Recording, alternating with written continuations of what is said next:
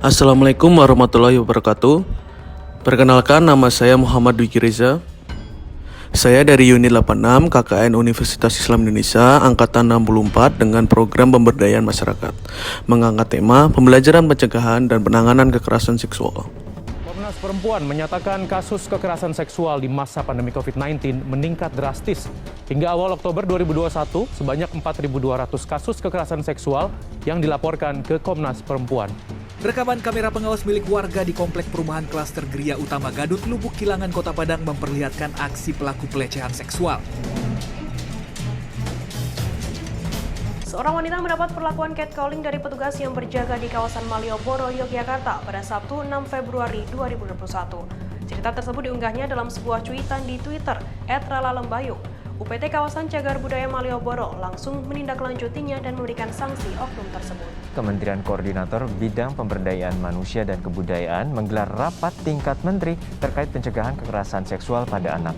Rapat ini digelar seiring dengan arahan Presiden yang meminta rancangan Undang-Undang Tindak Pidana Kekerasan Seksual untuk segera disahkan.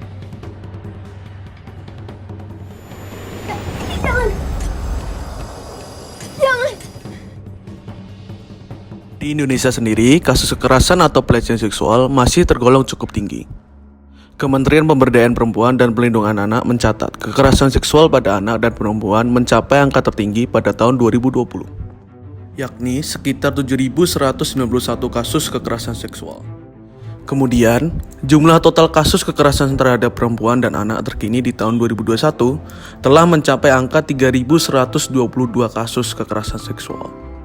Pelecehan seksual merupakan satu di antara 15 macam dari kekerasan seksual yang dapat dialami oleh siapapun. Bahkan, pelecehan seksual juga tidak jarang terjadi pada anak-anak usia dini. Semua tempat dapat beresiko terjadinya tindakan keji tersebut. Tidak melulu terjadi di tempat umum saja, namun lingkungan akademisi pun sekarang sudah menjadi sasaran empuk para penjahat seksual tersebut. Sosial media juga saat ini juga telah beralih menjadi senjata para penjahat seks tersebut. Mereka dengan mudahnya meneror korban, seakan tidak berpikir dengan dampak yang akan mereka berikan. Mari kita kenali apa itu kekerasan seksual. Kekerasan seksual didefinisikan sebagai setiap tindakan seksual, usaha melakukan tindakan seksual, komentar atau menyarankan untuk berperilaku seksual, baik yang tidak disengaja ataupun sebaliknya. Tindakan pelanggaran untuk melakukan hubungan seksual dengan paksaan kepada seseorang.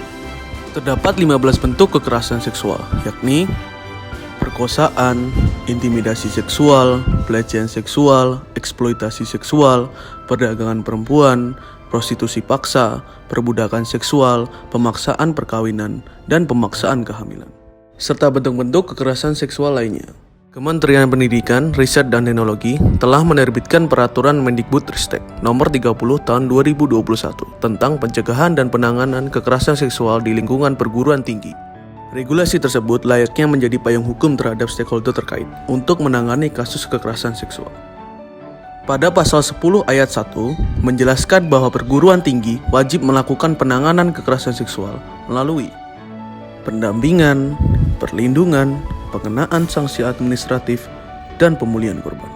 Pendampingan dapat berbentuk konseling, layanan kesehatan, bantuan hukum, advokasi, dan bimbingan sosial dan rohani. Perguruan tinggi juga wajib melakukan pemulihan terhadap korban yang dapat berupa tindakan medis, terapi fisik, terapi psikologis, dan bimbingan sosial dan rohani. Pertanyaannya, apa yang dapat kita lakukan jika kita bertemu dengan tindakan kekerasan seksual? Kita sebagai korban dan atau saksi dari kekerasan seksual dapat melakukan pelaporan kekerasan seksual kepada satuan tugas yang telah dibentuk oleh perguruan tinggi. Pelaporan kekerasan seksual dapat disampaikan melalui telepon, pesan singkat elektronik, surat elektronik, dan laman resmi milik perguruan tinggi.